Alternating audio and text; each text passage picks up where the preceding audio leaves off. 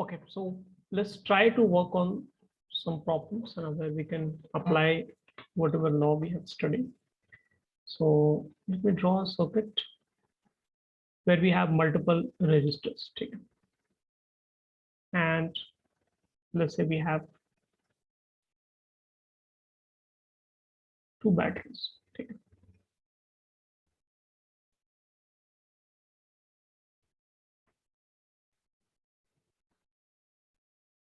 So आपके पास दो battery है, दो रजिस्टर है ना? And let's say current इस डायरेक्शन में फ्लो कर रहा है, ठीक है? And starting point A बोलते हैं, ठीक है? So A will be our starting point and A हमारा क्या end point हो जाएगा, ठीक है? तो वहीं पे स्टार्ट करना है, हमें लूप कवर करके इक्वेशन लिखना है, ठीक है? सो एक बार क्लॉकवाइज आप अप्लाई करो, है ना? This is clockwise, right? Clockwise apply करके आपको इक्वेशन लिखना है एंड दूसरी बार क्या करना है आपको,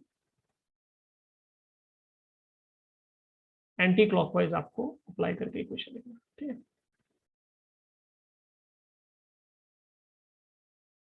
okay, so let me give values, resistance R1 R2 लिख देते हैं, ठीक है?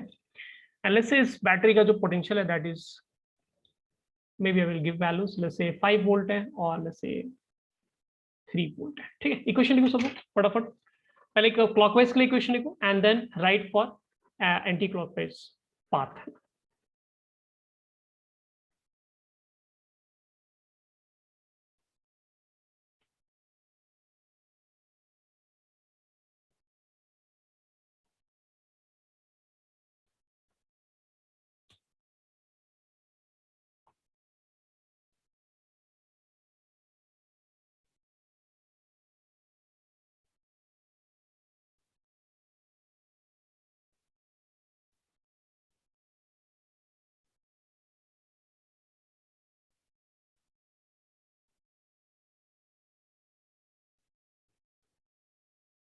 अरे बच्चों रिजल्ट कैसे अप्लाई करेंगे देखो,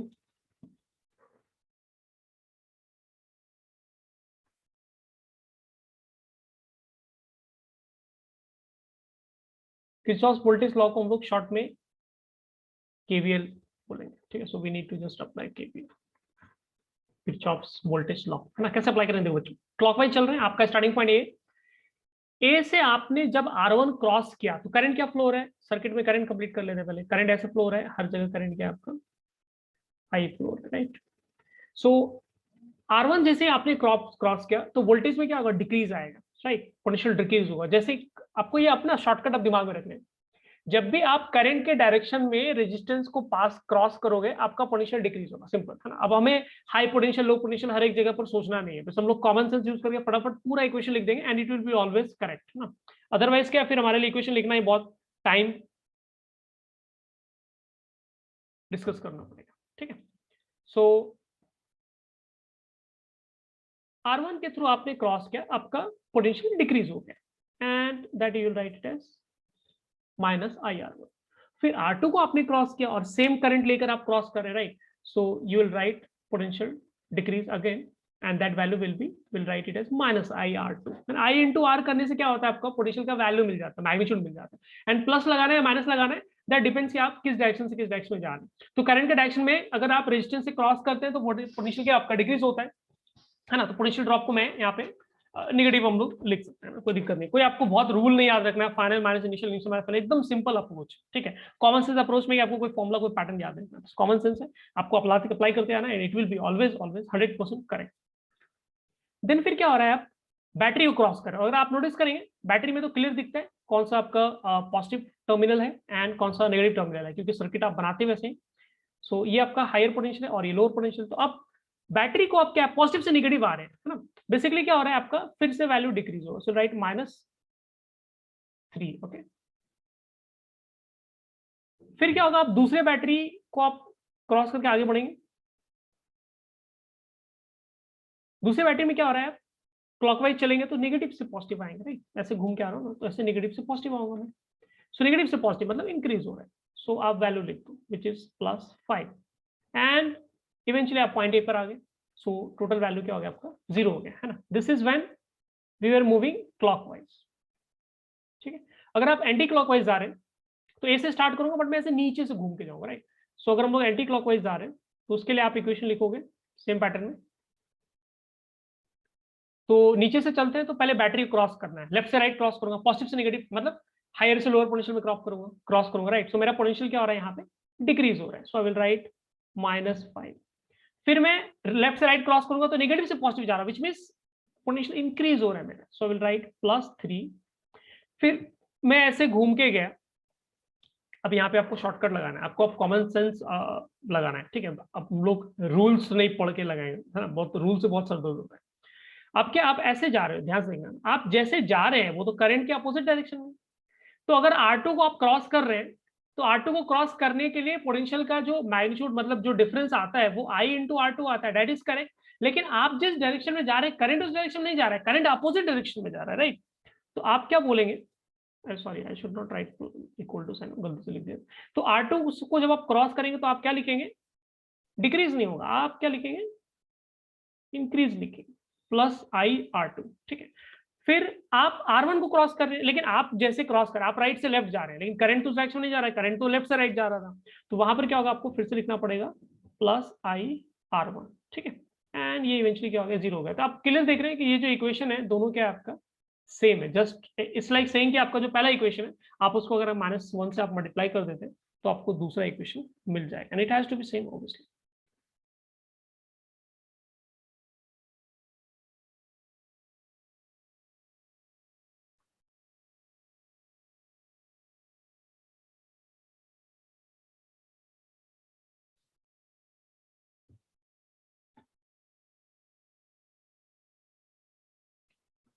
ठीक है, इसको नोट करो सो दैट हम लोग एक डिफरेंट एक्सप्रेशन हम लोग लगा पाएंगे fast.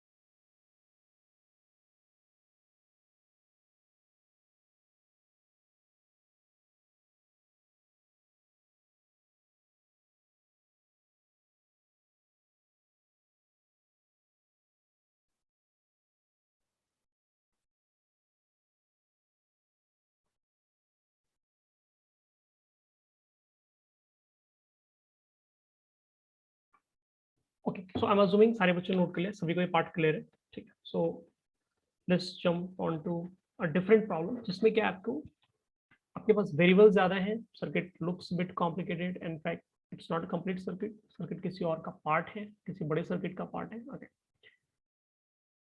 So let me just draw diagram. आपके पास क्या है, इसमें एक इस ब्रांच में करंट आ रहा है, सॉरी नॉट I1, करंट इस तरह से आ रहा है, और यहाँ पर एक रजिस्टर से करंट पास होता है, एंड देन आपके पास एक बैटरी है, और फिर और एक रजिस्टर से आपका करंट पास होता है। फिर नीचे यहाँ पर एक रजिस्टर है आपके पास, फिर एक और बैटरी है आपके पास, फिर यहाँ पर आपको फिर से एक रजिस्टर मिलता है, फिर से आपने एक बैटरी लगाया, एंड इस ब्रांच में आपके पास एक और रजिस्टर है, ठीक है। एंड ये किसी और सर्किट का पार्ट है, सो इस तरह से मैंने वायर एक्सटेंड कर दिया, मे बी किसी बड़े सर्किट का ये पार्ट होगा। And here the resistance value is R1, और ये बैटरी आपका V1 है, और ये R2 है, ये R3 हो गया आपके पास, ये V2 हो गया, यहाँ पर जो रेजिस्टेंस है let's that it is R4, battery के पोटेंशियल को V3 लिख रहे हैं, एंड ये R5 हो गया, ठीक है। एंड हर ब्रांच में करंट के करंट का नेमिंग कर देते हैं so that it becomes uniform for all of us. So let's say upper branch में करंट इज I1, इस ब्रांच में let's say current is I2, and direction mention किया है, सो उस डायरेक्शन को ही वो कंसीडर करेंगे। सो I3 इस ब्रांच में करंट है, एंड I4 इस ब्रांच में करंट है। अब हर एक ब्रांच, ओ सॉरी I4 ढंग से नहीं होगा, रीराइट इट, I4 ये हो गया, है ना। तो अब इसमें क्या है, ये बड़े एक सर्किट का पार्ट है, तो अलग अलग ब्रांच में अलग अलग करंट हो सकता है, that is not an issue, and current का अलग अलग डायरेक्शन हो सकता है, again that is also fine, है ना। मतलब ये सब चीजें होती रहती हैं बड़े बड़े सर्किट्स में, है ना। जैसे बड़े बड़े शहर में छोटी छोटी बातें तो वैसे ही क्या है, बड़े बड़े सर्किट्स में आपको बहुत ही कॉम्प्लेक्स वेराइटीज आपको देखने को मिलेंगी, बट हमारा वो एम नहीं, all we are interested is to figure out that if we apply KVL in clockwise direction, what will be the equation, है ना। हमारे पास इक्वेशन क्या आएगा, हमें वो लिखना है। So it's a very general expression, right? General circuit हो गया, कुछ भी इसमें specific expression नहीं। So apply KVL and फटाफट बताओ कि इसमें एक्सप्रेशन जो है वो क्या आएगा ना, इक्वेशन क्या आएगा अपने पास। एंड रूल्स सिंपल है, जब आप बैटरी को क्रॉस करेंगे तो आपको पता चल ही जाएगा, है ना, कि आप पोटेंशियल इंक्रीज हो रहा है आपका या डिक्रीज हो रहा है। एंड करंट के लिए बहुत, रजिस्टर के लिए बहुत सिंपल है, अगर आप करंट की डायरेक्शन में जाएंगे, रजिस्टर को क्रॉस करेंगे तो फिर आपका डिक्रीज होगा पक्का, और अगर अपोजिट जाएंगे तो इंक्रीज होगा। दो ही ऑप्शन है ना, और कोई तीसरा ऑप्शन यहाँ पे मिलेगा नहीं। इक्वेशन लिखो सब लोग बच्चों फटाफट, give it a try.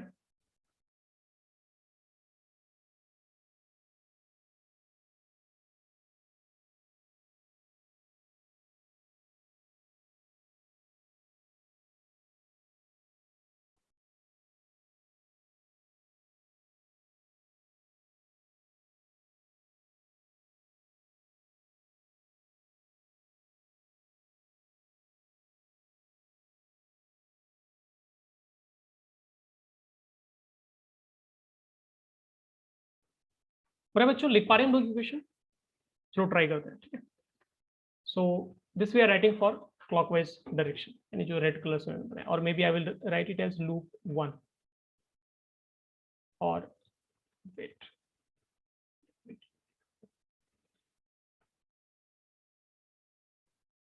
So clockwise लिख देते हैं ना।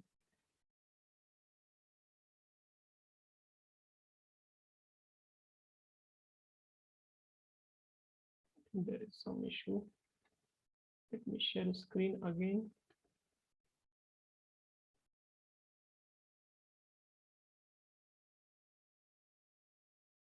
ठीक, तो आप क्लॉकवाइज आ रहे हैं, ध्यान से देखो। कोई भी स्टार्टिंग पॉइंट में कोई रूल नहीं है, कहीं से भी आप स्टार्ट कर सकते हो, doesn't matter. So may be हम लोग यहीं से स्टार्ट करें, पॉइंट ए बोल दे रहा हूँ मैं, यहीं से स्टार्ट करो एंड घूम के हम लोग वहीं पर आ जाए, कोई दिक्कत नहीं, आप कहीं से भी स्टार्ट कर सकते हैं, result equation will be same.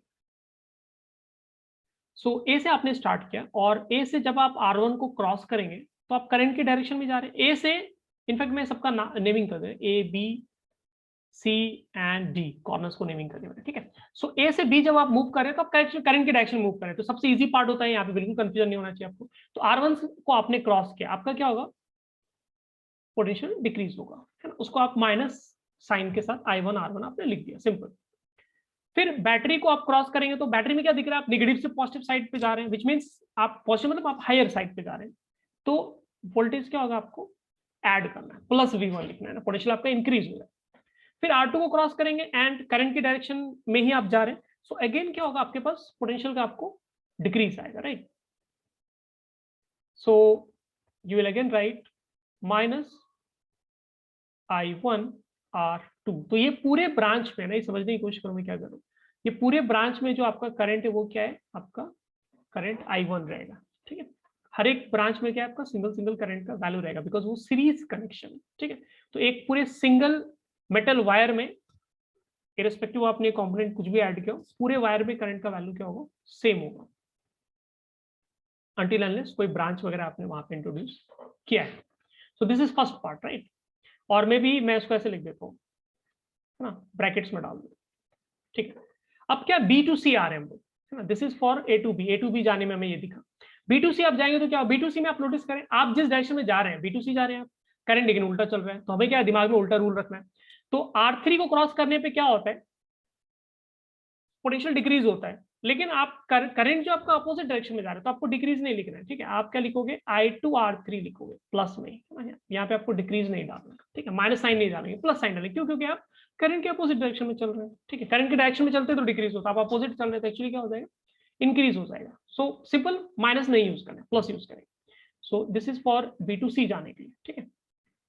C to D के लिए बात करते हैं, तो सी टू डी में अगेन आप जिस डायरेक्शन में करंट जा रहा है I3 उसी डायरेक्शन में आप चल रहे हैं, तो कोई दिक्कत नहीं, बहुत आराम से लिख सकते हैं।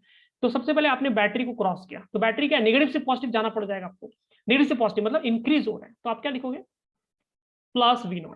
फिर आप R4 को क्रॉस करेंगे एंड करंट की डायरेक्शन में आप चल रहे हैं तो लॉस होगा, सो आप लिखोगे -I3R4। ठीक है, ये हो गया आपका C से D। ठीक है, अब D से A चलते हैं, तो D से A में अगेन आप नोटिस करेंगे करंट तो नीचे आ रहा था और आप ऊपर जा रहे हैं, विच मींस करंट के डायरेक्शन के आप अपोजिट जा रहे हैं, तो ये दिमाग में आपको रूल रखना है। ठीक है, एंड बैटरी का देखो, बैटरी के डिजाइन में क्या है, जो जो बड़ा प्लेट बनाते हैं ना वो एक्चुअली पॉजिटिव टर्मिनल होता है, जो छोटे साइज का बनाते हैं नेगेटिव टर्मिनल होता है, ये मतलब काइंड ऑफ स्टैंडर्ड है। ठीक है, तो अगर आप डी से ए जा रहे हैं तो आपको पॉजिटिव से नेगेटिव जाना पड़ेगा, विच मींस आपका पोटेंशियल डिक्रीज हो रहा है and that value will be -V3। V3 is the value and minus sign because decrease हो गया।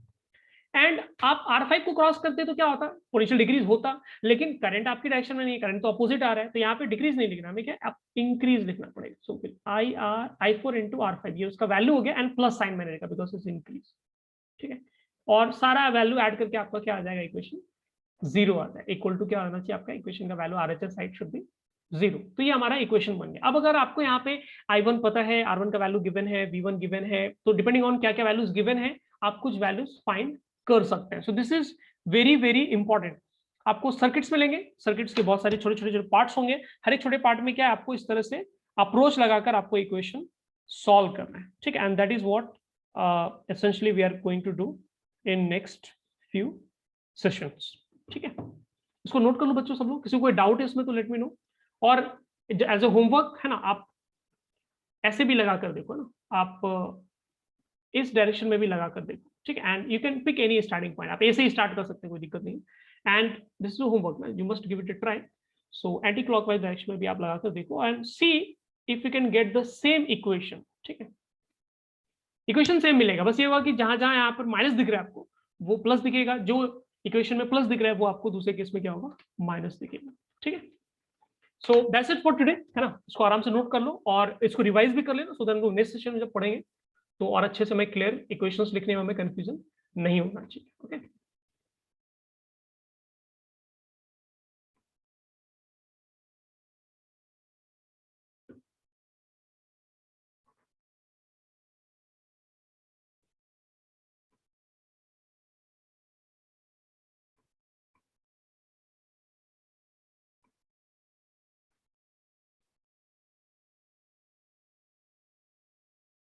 V3 पॉजिटिव होगा, एक V3 पॉजिटिव होना चाहिए, V3 D to A आने में V3 पॉजिटिव होना चाहिए, लेकिन क्यों पॉजिटिव हो आपको, D to A जाएंगे आप, मतलब क्लॉकवाइज के इक्वेशन लेगा राइट, तो D to A अगर आप मूव करेंगे तो पॉजिटिव से नेगेटिव साइड जा रहे हैं, नेगेटिव का मतलब नेगेटिव पॉजिटिव नेगेटिव देखो, positive is basically high potential, negative is low potential, तो हाई से लो जा रहा है, डिक्रीज हो रहा है आपका वैल्यू। ठीक है, so I hope this is clear.